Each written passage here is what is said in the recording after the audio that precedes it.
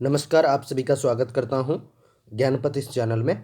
आज का हमारा विषय है द्वंद्व समास। आज मैं आपके लिए द्वंद्व समास को लेकर आया हूँ।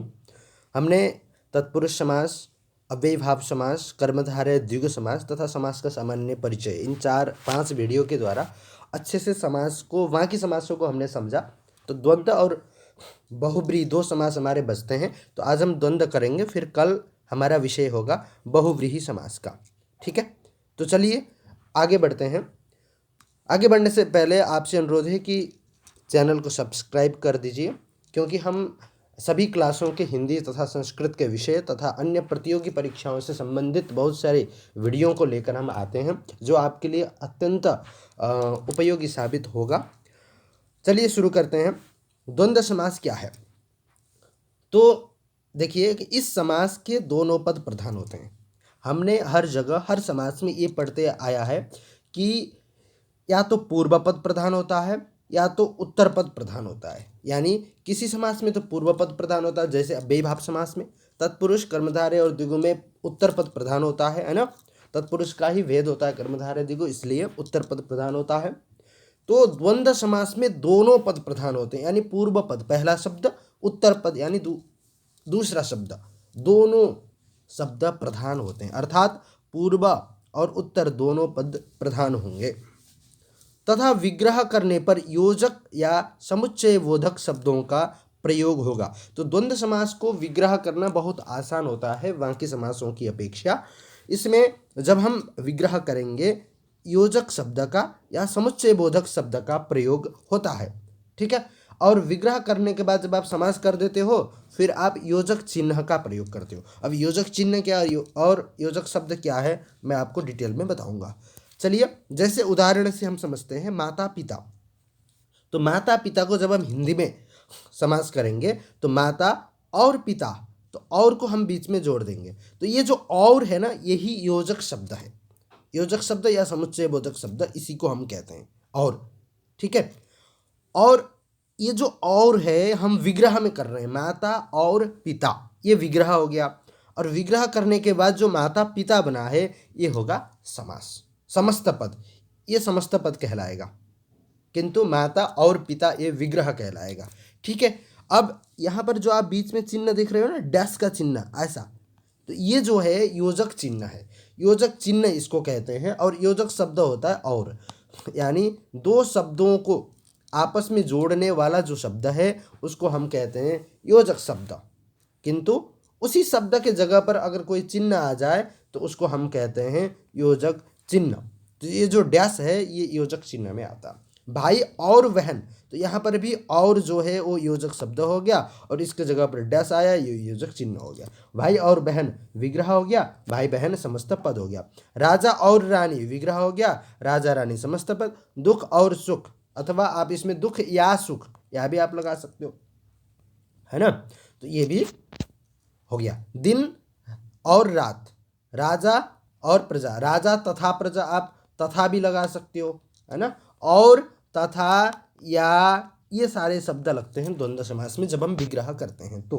ठीक है, अगर हम संस्कृत में करेंगे तो संस्कृत में इनके जगह पे च लगता है। जैसे माता और पिता है तो माता च पिता च, माता और पिता, ऐसे करके हम विग्रह करते हैं।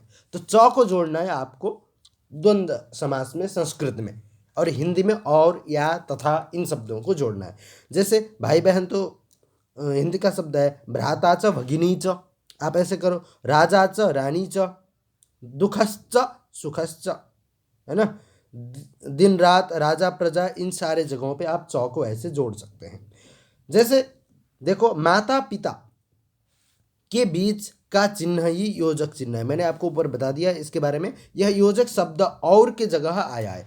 योजक शब्द जो और है उसके जगह पे हम योजक चिन्ह यानी डैश को प्रयोग करते हैं। जहाँ पर भी द्वंद्व समास होता है वहाँ पर आप हर जगह डैश का प्रयोग देखते हैं, खास करके हिंदी में। संस्कृत में तो एक ही लाइन में लिख दिया जाता है, माता पिता को हम अलग करके नहीं लिखते हैं, किंतु हिंदी में हम ऐसा दिखते हैं। और संस्कृत में भी अलग लिखा जाता है, ऐसा नहीं है कि नहीं लिखते हैं, लिखते हैं, पर ज़्यादातर एक ही लाइन के नीचे लिखा जाता है। ठीक है, चलिए, द्वंद्व समास में और तथा या का प्रयोग होता है। उसी प्रकार संस्कृत में च का प्रयोग किया जाता है। मैंने आपको ये ऊपर बता दिया है ना, इसमें कोई समझने की बात है नहीं।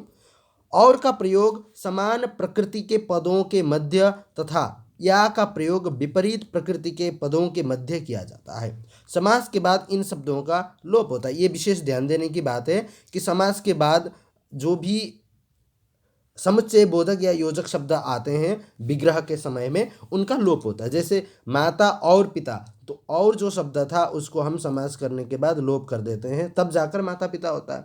सुख या दुख, सुख और दुख, सुख या दुख यहाँ पर या इसलिए आया क्योंकि ये विपरीत प्रकृति के शब्द हैं।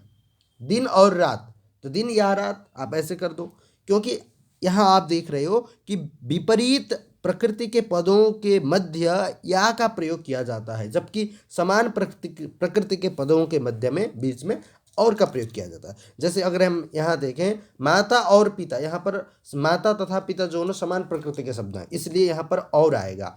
किंतु दिन और रात ये विपरीत प्रकृति के हैं, दिन और रात विलोम है एक हिसाब से, अगर हम देखें विपरीत यानी विलोम, ऐसे जगहों पे या का प्रयोग किया जाता है। उदाहरण से हम समझते हैं माता या पिता। देखो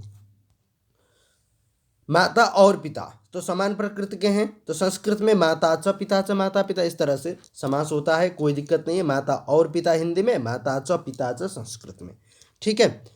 हिंदी का उदाहरण आप देख सकते हैं, गाय भैंस, गाय और भैंस ये भी समान प्रकृति के हैं, है ना। और अगर संस्कृत में करोगे तो गाय को गौ कहते हैं, भैंस को महिष कहते हैं, महिषी, है ना। तो आप ऐसे कर सकते हैं। धर्म अधर्म, तो ये विपरीत प्रकृति के हैं, धर्म या अधर्म हिंदी में, और संस्कृत में फिर वही होगा, संस्कृत में च ही आएगा, कुछ और नहीं, धर्म च अधर्म च, ऐसे करना है। सुर या असुर, सुर और असुर ये दोनों विपरीत प्रकृति के हैं, इसलिए सुर या असुर हिंदी में हुआ तो सुरश्च संस्कृत में होगा सुरश्च असुरश्च सुरासुरौ, है ना।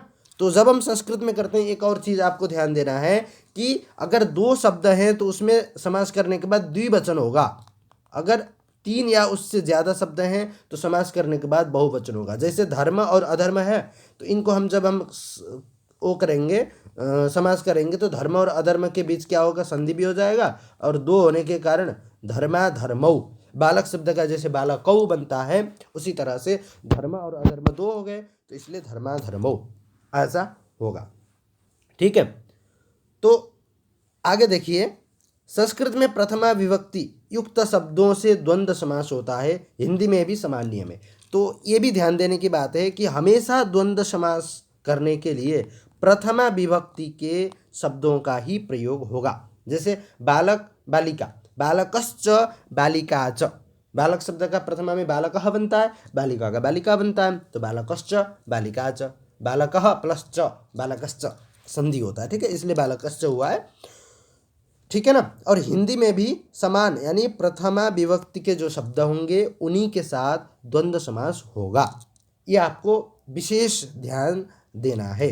अब द्वंद्व समास के तीन भेद हैं, इसको भी आप समझो। इतर इतर योग द्वंद्व, जिसमें आपस में द्वंद्व हो, जैसे रामश्च कृष्णश्च, दोनों का आपस में योग हो, इतर इतर, है ना, एक दूसरे का योग हो। राम रामश्च कृष्णश्च, संस्कृत में राम कृष्ण हो जाएगा, राम और कृष्ण, हिंदी में राम कृष्ण एक जगह लिखना है, बस इतना ही फर्क है, क्योंकि राम और कृष्ण दो होने के कारण द्विवचन हुआ, राम कृष्णऊ, ठीक है। हिंदी में राम और कृष्ण ये विग्रह हो गया, राम कृष्ण, कठिन नहीं है, है ना। समाहार द्वंद्व दूसरा होता है समाहार, समाहार का मतलब होता है समूह, समूह द्वंद्व। जैसे समाहार द्वंद्व समास का उदाहरण दधि च ओदनम च एतयोः समाहार, दधि यानी दही, ओदन मतलब चावल, इन दोनों का समाहार समूह, उसको हम दध्योदन कहते हैं। दधि प्लस ओदन में संधि हो गया, दधि की ई को य हो गया, यण, यण संधि होने के कारण दध्योदन ये हुआ है। यानी दही और चावल को जब हम मिक्स करके जो खाना बनाते हैं उसको, उसका नाम है दध्योदन, यानी दधि च ओदनम से ये तो समाहार, जब तक उनको हम मिक्स नहीं करेंगे तब तक वो दध्योदन नहीं कहलाता है, ठीक है। तो दध्योदन का मतलब है कि समाहार, समूह को दध्योदन कहा गया है, यानी इसमें समूह की प्रधानता है, दोनों पद की भी प्रधानता है, साथ में समूह की ज्यादा प्रधानता है, इसलिए यह समाहार द्वंद्व कहलाता है। दधि च ओदनम च दध्योदन, ठीक है, ये समाहार द्वंद्व हो गया। अब ये आप पढ़ चुके हो। वैकल्पिक द्वंद्व, वैकल्पिक द्वंद्व विपरीत प्रकृति के जो शब्द होंगे अगर उनमें हम द्वंद्व समास कर रहे हैं तो वह वैकल्पिक द्वंद्व होता है। जैसे धर्म या अधर्म, ऊपर आपने पढ़ा था दिन या रात, उसी तरह धर्म या अधर्म तो संस्कृत में हो जाएगा धर्मश्च अधर्मश्च, धर्माधर्मो, और हिंदी में धर्म या अधर्म, धर्माधर्म। ठीक है। अब आपको एक बार मैं थोड़ा सा फिर से समझाता हूँ सामान्य रूप से जो इम्पोर्टेंट है। सबसे पहले तो द्वंद्व समास में आपको दोनों पद प्रधान होते हैं, ये ध्यान देना है, यानी दोनों पद प्रधान होंगे, पूर्व पद तथा उत्तर पद, ये विशेष ध्यान देना है। फिर विग्रह करने पर योजक या समुच्चय बोधक शब्दों का प्रयोग होता है, और जैसे ही हम समस्त पद कर देंगे तो उन शब्दों को हम हटा देंगे, उनका लोप किया जाता है। संस्कृत में च का प्रयोग होता है ना, संस्कृत में च का प्रयोग किया जाता है, जबकि हिंदी में और तथा या का प्रयोग किया जाता है, ये भी आपको ध्यान देना है।